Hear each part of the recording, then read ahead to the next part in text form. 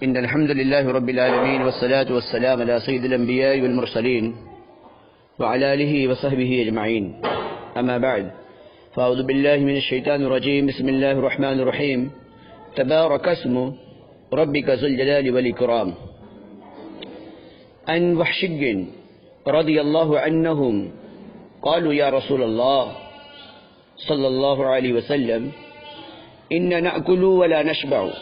قال فلعلكم تأكلون متفرقين.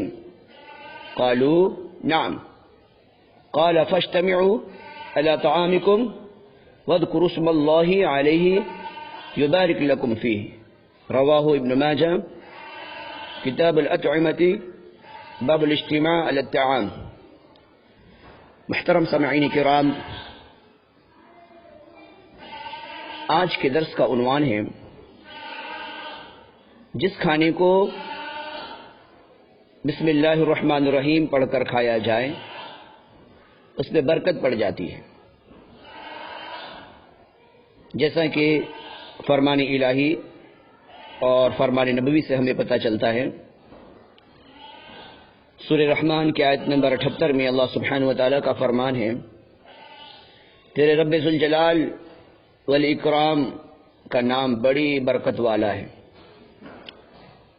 روایت میں غور کرتے ہیں، حضرت وحشی رضی اللہ عنہ روایت کرتے ہیں کہ انہوں نے عرض کیا، یا رسول اللہ صلی اللہ علیہ وسلم، ہم کھانا کھاتے ہیں لیکن سیر نہیں ہوتے، یعنی پیٹ نہیں بھرتا. آپ صلی اللہ علیہ وسلم نے ارشاد فرمایا کہ شاید تم لوگ الگ الگ کھانا کھاتے ہو. انہوں نے عرض کیا، ہاں یا رسول اللہ صلی اللہ علیہ وسلم. آپ صلی اللہ علیہ وسلم نے فرمایا، کھانا اکٹھے کھایا کرو اور اس پر اللہ کا نام لے لیا کرو، اللہ تعالیٰ تمہارے کھانے میں برکت ڈال دیں گے. اس روایت کو ابن ماجہ نے نقل کیا ہے کتاب الاطعمہ کے اندر. اس حدیث سے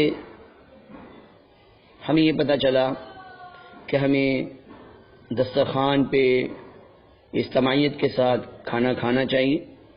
گھر میں مع اہل و عیال کھانے کی فضیلت کو بیان کیا جا رہا ہے اور اس میں اللہ سبحانہ وتعالی برکت ڈال دیا کرتا ہے.